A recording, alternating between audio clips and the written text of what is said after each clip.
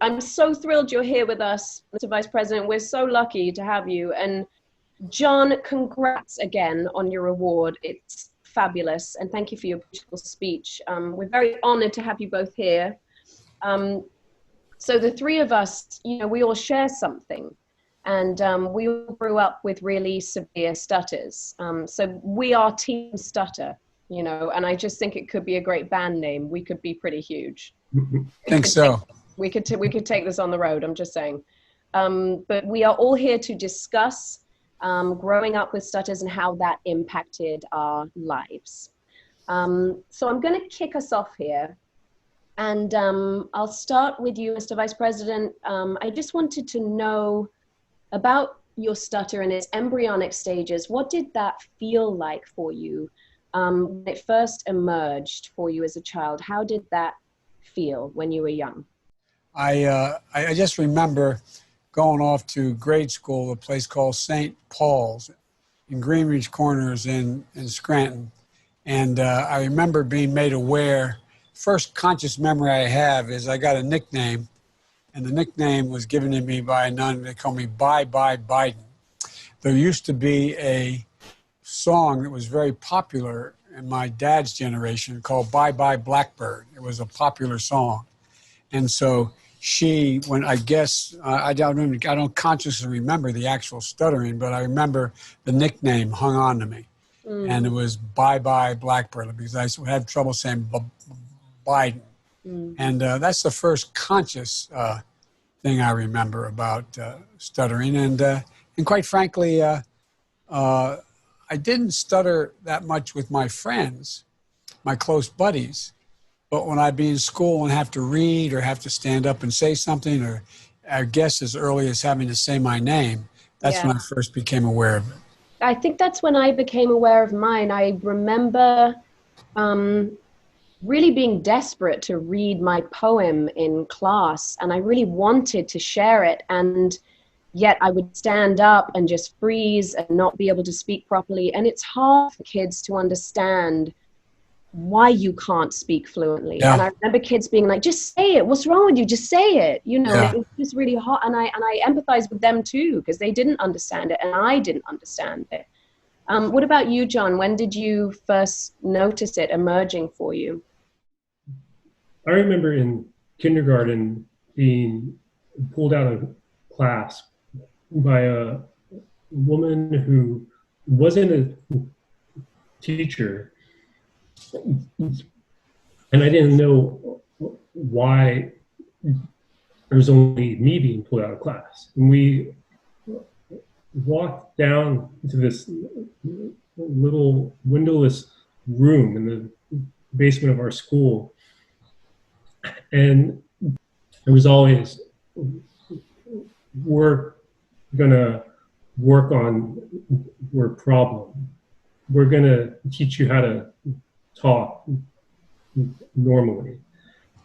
And it was always this beating around the bush and just never calling it what it is. So I think at that early age, it doesn't instill in us this kind of avoidance and a desire to look away, because all we want to do is feel normal, to read out loud like every other kid in class, to order a piece of pizza in the cafeteria like every other kid. But it's hard. Yeah. It's this invisible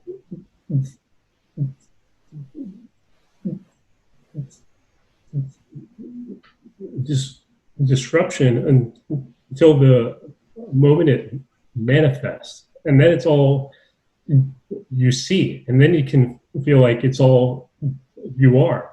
Yeah. That obviously isn't the case. Yeah, and I felt like there was an imposter living in me or something that was such a misrepresentation of who I really was. And I think, often what I found is that it's such a anguished experience, particularly for parents of a child who stutters. And Mr. Vice President, you've spoken so movingly about your mother in the past. I've loved a story that I heard about her, because she sounded like a woman not to be messed with, in protecting you and giving you the confidence that you needed. So I would love you to share with us that sort of support she provided you with at the time. Well, I think my mother maybe understood it more because she grew up with an older brother his whole life who stuttered very badly. Right. But my mother would always, the good thing about my mother would never finish a sentence for me. My mother would not rush it. My mother would say, "Time," and wait till you finish the sentence. My mother would always say to me as I was going out, even my grandkids say it now in a different way for different things, she said, "Joey, look at me." She'd go like this, "Look at me, Joey, look at me. You are so smart, Joey. You're brighter than anybody." She once dragged me in and made the nun show me my IQ test.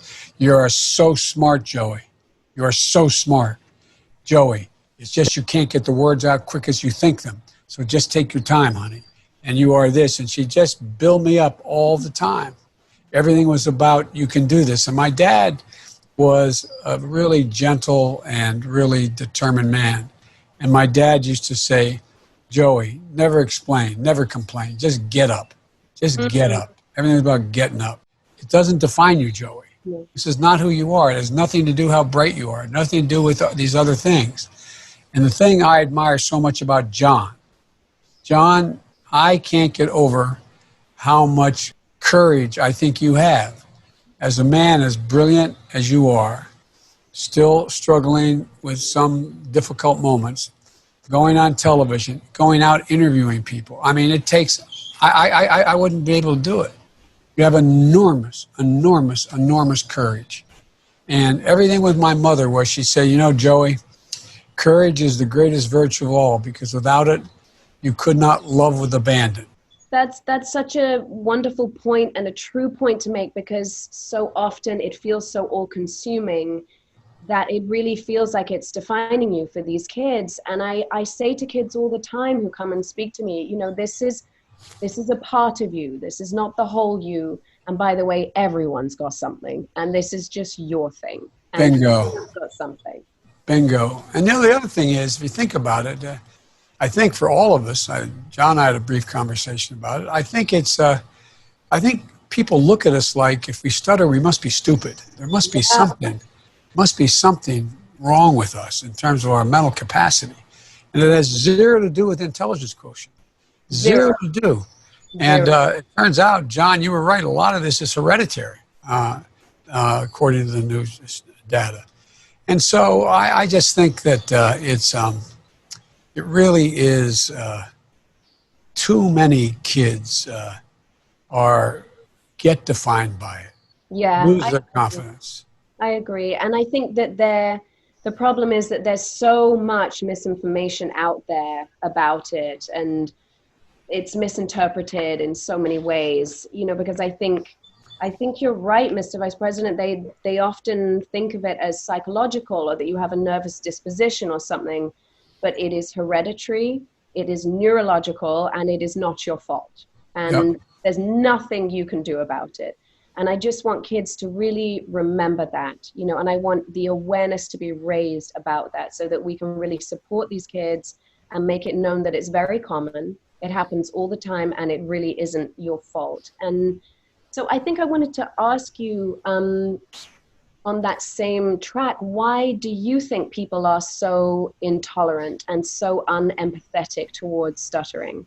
I think bullies are essentially insecure people who, in fact, lack confidence in themselves and try to take it out. They are people who project whatever their insecurity is on other people. And but it's nonetheless hurtful. People who lack overwhelming confidence in themselves are the first ones to go after somebody else, I think. Yes. And it's but the other side of it is, when I stand up and I'm trying to make a point to an audience that I understand what bullies are like, and I'll say, you know, it's kind of hard when you're in 7th grade to say, to the girl in your class, will you go the dance with me, the little, school dance. And people will laugh when I tell that. And I look at them and I say, now, what makes you think you can laugh at that? If I told you when I was in 7th grade, I asked a young girl, I used to have a cleft palate, and I was afraid to ask her to go to the dance with me, or had a club foot, or I had a withered arm, none of you would have laughed. And it's interesting to watch them. They become introspective, like, why did I? Why did I laugh at that? You can almost see them apologizing for having done it. And that's when I referenced the King's Speech.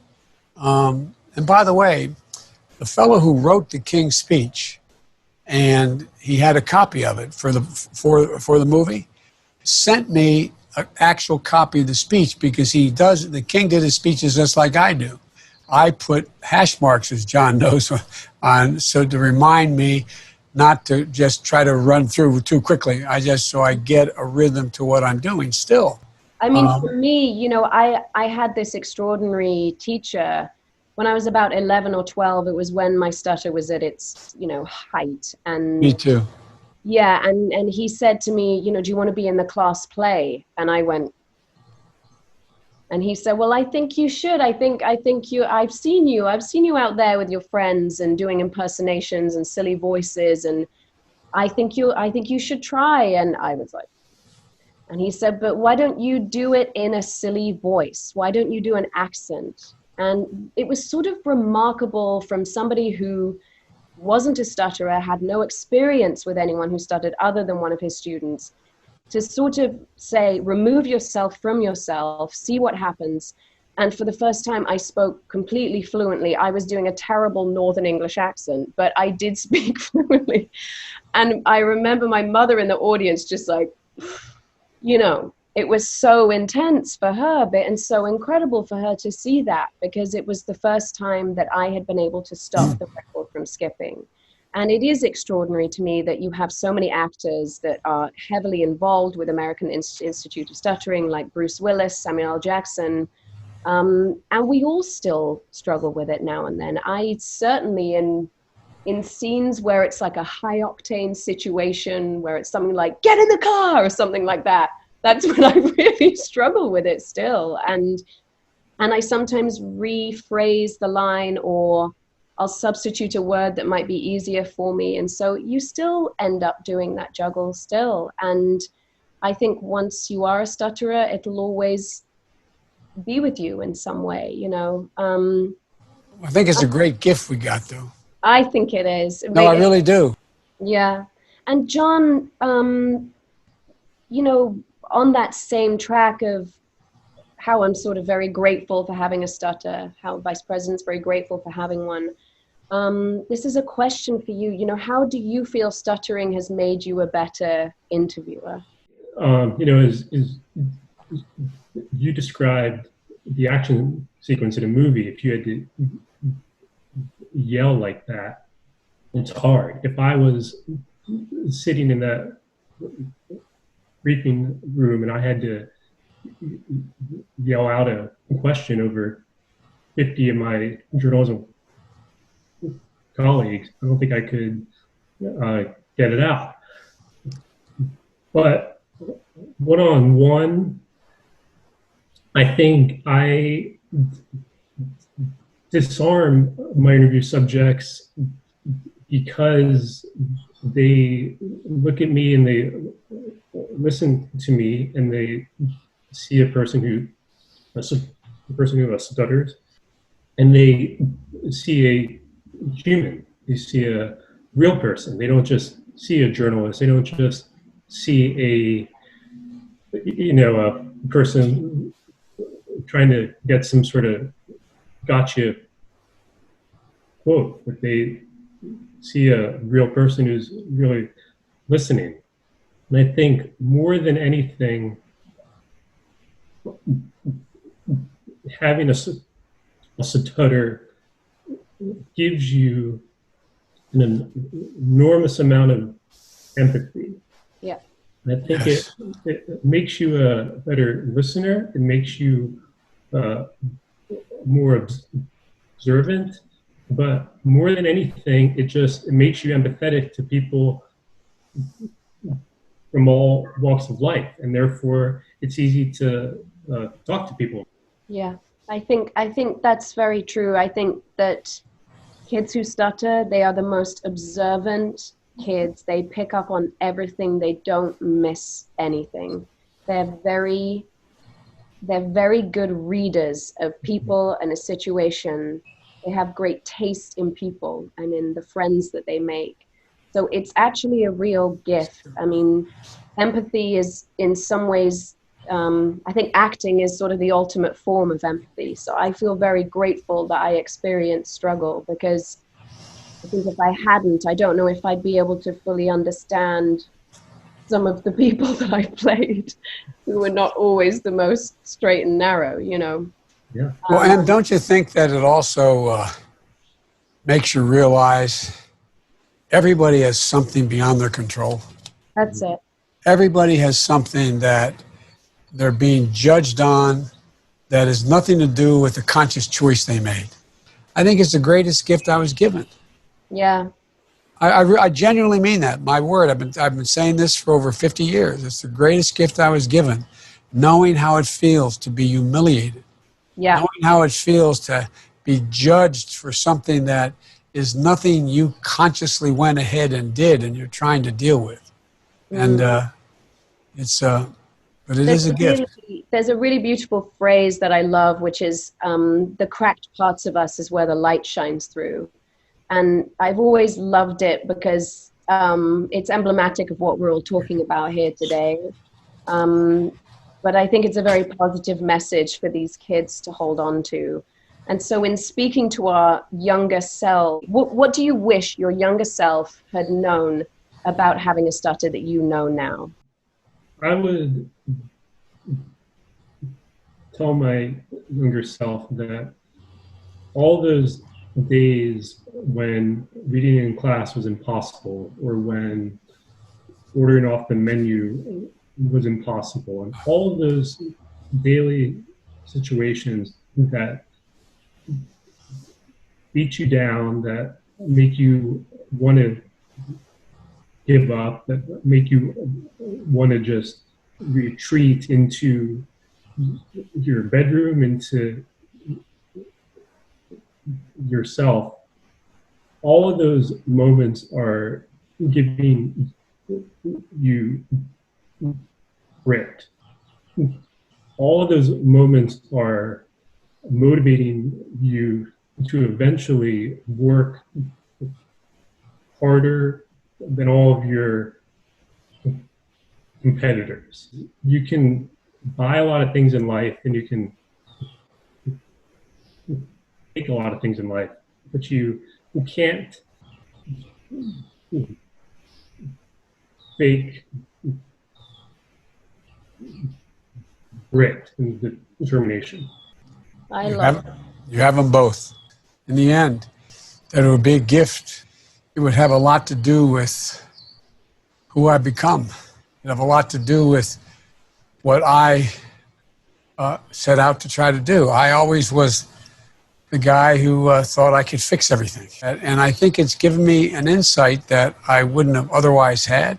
The thing that I find that is, I got to remind myself all the time. Remember, you can make a gigantic difference in a kid's life. And there's so many talented kids out there now that are part of this organization.